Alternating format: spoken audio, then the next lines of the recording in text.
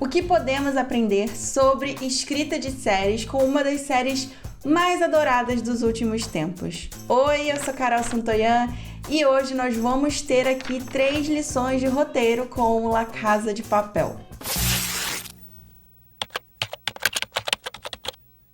Bom, gente, saiu aí a 5ª temporada de La Casa de Papel, a primeira parte ainda. Muita gente gostou, muita gente está sofrendo, enfim. Eu pensei que seria muito legal aqui tentar entender por que essa série ela é tão adorada e o que a gente pode também tirar de lições de roteiro, de escritas de série, né, principalmente, deste case aí que é La Casa de Papel. Mas para quem ainda não assistiu, fica tranquilo, porque eu não vou dar spoiler aqui, não vou contar o que acontece na primeira parte, não vou fazer teorias sobre a segunda parte, fica bem tranquilo, porque aqui a gente vai analisar mais formalmente a série, digamos assim, tá? Sem spoilers nesse vídeo, para a alegria de todos.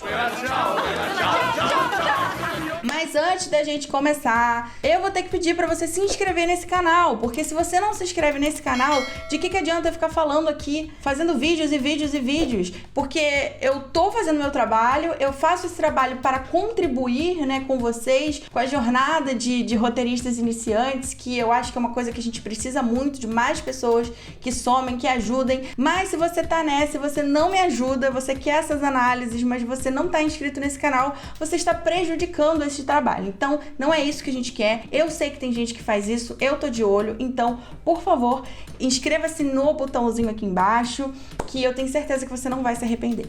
Dito isto, vamos começar logo falando sobre as 3 lições de roteiro com La Casa de Papel. Empieza el matriarcado. A primeira lição de roteiro que a gente tem com La Casa de Papel é justamente a adequação da série ao gênero e a manutenção da estrutura que é estabelecida desde o primeiro episódio. Mas, Carol, você já falou tão mal daqueles flashbacks de La Casa de Papel, por que você tá falando isso? Tirando, assim, essa visão público, que ela é muito subjetiva, ela vai muito do gosto, das nossas impressões. Quando a gente se torna consciente dos mecanismos das narrativas, o que a gente percebe? A gente percebe que as coisas, elas são de um jeito porque existe uma lógica ali por trás, tá? A La Casa de Papel continua mantendo seus flashbacks porque esses flashbacks fazem parte da estrutura que foi definida no piloto. E tem coisas também que a série não pode fugir. Por exemplo, La Casa de Papel é um heist, ou seja, é um gênero de assaltos, atraco. E é impossível você, em um gênero desse, não ter pelo menos o planejamento do assalto, você não ter a execução do assalto, você não ter a finalização do assalto. Tem que ter o antes, o durante e o depois. La Casa de Papel mistura um pouco isso, justamente por ser uma narrativa serializada. Para você conseguir manter a atenção, a adequação ao gênero, é mais coerente você utilizar um flashback, porque você vai estar ao mesmo tempo dando dinâmica para a história, porque você vai estar ali na ação, você já vai estar ali no atraco, né, no roubo, que é isso que a gente quer ver, mas ao mesmo tempo a gente vai se aprofundando e criando conexão com esses personagens, entendendo o que os levou até ali, né, através do flashback. Então, só para vocês entenderem alguns filmes famosos desse gênero, a gente tem, por exemplo, Inside Man, Italian Job, Hatch, Cães de Aluguel e por aí vai. São muitos os filmes, é um gênero bem legal de se trabalhar. Inclusive, foi um gênero que eu estudei mais.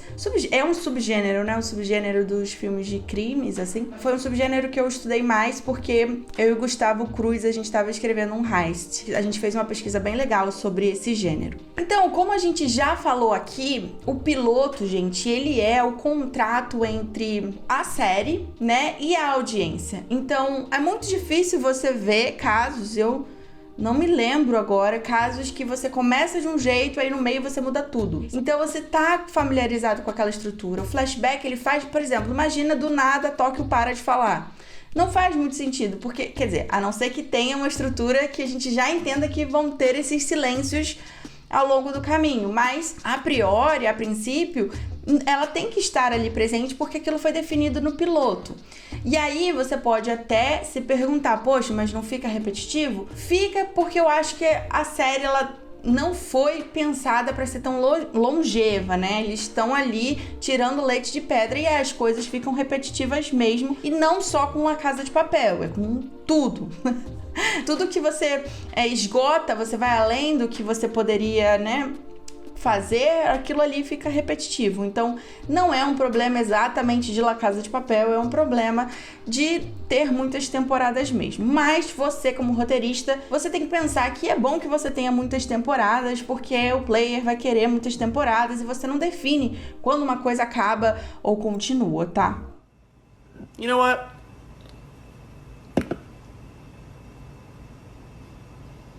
Não.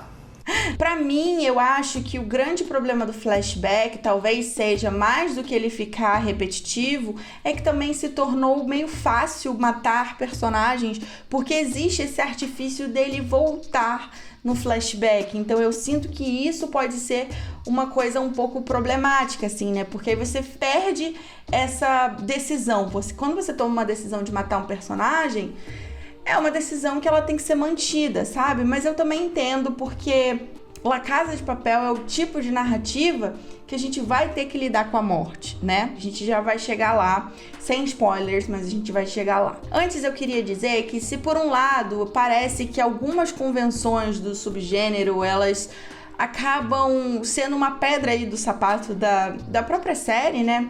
Embora eu acho que a gente quer... É isso que a gente quer ver, gente. A gente quer ver atraco, a gente quer ver isso. E a série nos entrega exatamente o que o subgênero tem de melhor, né? Que é essa ação, as reviravoltas e tudo mais. Mas mesmo assim, eu acho que a série, ela ganhou muito porque o Alex Pina, né, o criador da série, colocou uma série de inovações dentro desse subgênero e isso foi muito legal da gente perceber e da gente estudar isso dentro da série. Eu vou deixar aqui até o próprio Alex Pina falar pra vocês de algumas inovações que eles identificaram que eles poderiam incorporar na série que diferenciaria esta série, La Casa de Papel, dos filmes tradicionais de heist.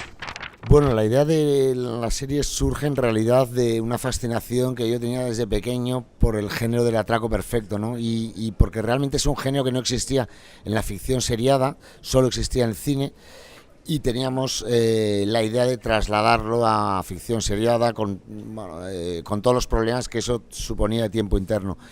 Realmente lo hicimos así y le aplicamos una mirada europea, una mirada latina, uma mirada feminina, algo que não tinha o gênero norte-americano. A segunda lição de roteiro de La Casa de Papel diz respeito aos personagens. Os personagens são a alma daquele negócio ali, porque a gente quer ver atraco, mas a gente quer ver quem? Nairobi, Berlim, professor, Tóquio, acho que minoria quer ver a Tóquio, mas enfim, a gente quer ver aquelas pessoas dentro daquilo, né? Dentro daquele roubo. E a gente precisa torcer para elas. A gente já vai chegar nisso. Antes de tudo, vamos entender que esta é uma série que você tem coprotagonistas. O professor é um protagonista, mas os outros assaltantes são coprotagonistas da série, porque todos eles a gente acompanha. Algumas temporadas aprofundam mais também em um certo coprotagonista, porque meio que é fácil lidar com isso, pois todos têm o mesmo objetivo, né? Eles não têm histórias paralelas, não é exatamente um multiplot nesse sentido. A gente tem coprotagonistas que estão em uma jornada única de começar um assalto, conseguir retirar ali o dinheiro e sair com o dinheiro, tá?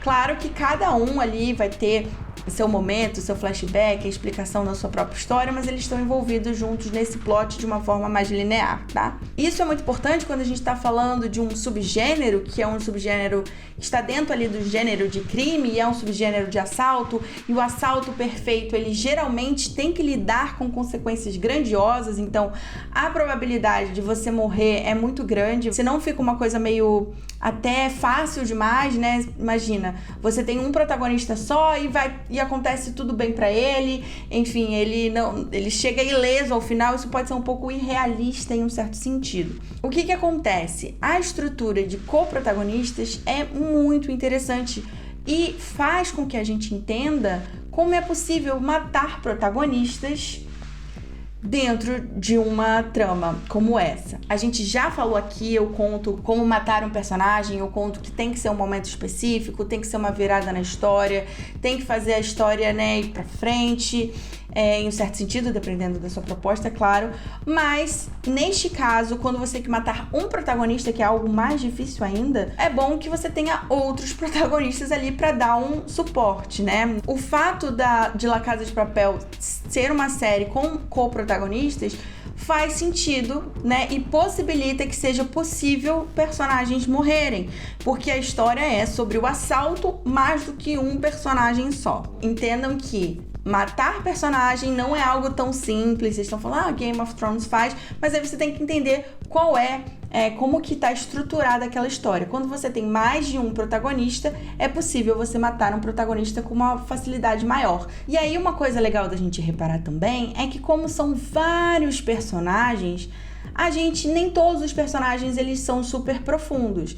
Então você vai ver que a maioria ali, eu acho que todos os assaltantes, se eu não me engano, eles são personagens flat. O que é um personagem flat, né? A gente pode falar que é um personagem raso. Isso não é algo ruim não, gente. As narrativas clássicas lidam com personagens flats, porque ele tem um modo de agir e ele vai agir assim durante a narrativa. Gente, é o modus operandi dele, digamos assim, né? Então ele vai ter uma falha, ele vai ser daquele jeito e é nessa narrativa que a gente vai corrigir aquilo. Então, os co-protagonistas flat, eles fazem sentido porque a gente já sabe como eles vão agir. E a gente espera por isso. Por exemplo, a gente sabe que vai dar algum problema sempre porque a Tóquio é explosiva. Você vai estabelecer ali alguns limites de personalidade. A gente sabe identificar exatamente quem são aquelas pessoas. E isso é muito interessante. Mas isso não quer dizer que as personagens, elas sejam todas flat. A genialidade está em você combinar os tipos de personagens, sabe? Então, quando você escolhe personagens específicos para transformá-los em personagens esféricos, né? Que são personagens complexos, ou seja, personagens que estão indo aqui de um jeito, mas de repente eles podem mudar de lado. Quem lembrou da Lisboa quando eu tô falando isso é exatamente isso. Tendo personagens complexos que compõem também essa trama, você pode ter reviravoltas interessantes. Tem que sempre pensar nessas possibilidades. O personagem ele pode definir muito ali ou mudar a posição dele ao longo da história, tá? Uma coisa que muito, muito importante também da gente falar sobre os personagens de La Casa de Papel, que a gente não tá do lado da polícia, a gente tá do lado dos bandidos. E fazer com que a gente goste, a gente se envolva e a gente torça para bandidos. Tem uma aula nesta série sobre como fazer protagonistas serem gostáveis, digamos assim, que são atraentes para o público, que façam a gente torcer para eles. A primeira coisa, e aí tá uma função interessante do flashback, quando a gente se aprofunda naquelas histórias, quando a gente entende o porquê deles estarem ali, a gente se conecta com eles. A gente entende daqueles motivos, a gente entende que eles não são pessoas más, eles são pessoas que fazem coisas boas também, são humanos, sabe? Tem relações humanas legais ali, a gente vê eles se conectando, eles sorrindo, eles dançando na preparação do assalto. Isso é um ponto super positivo, com muita conexão para a audiência.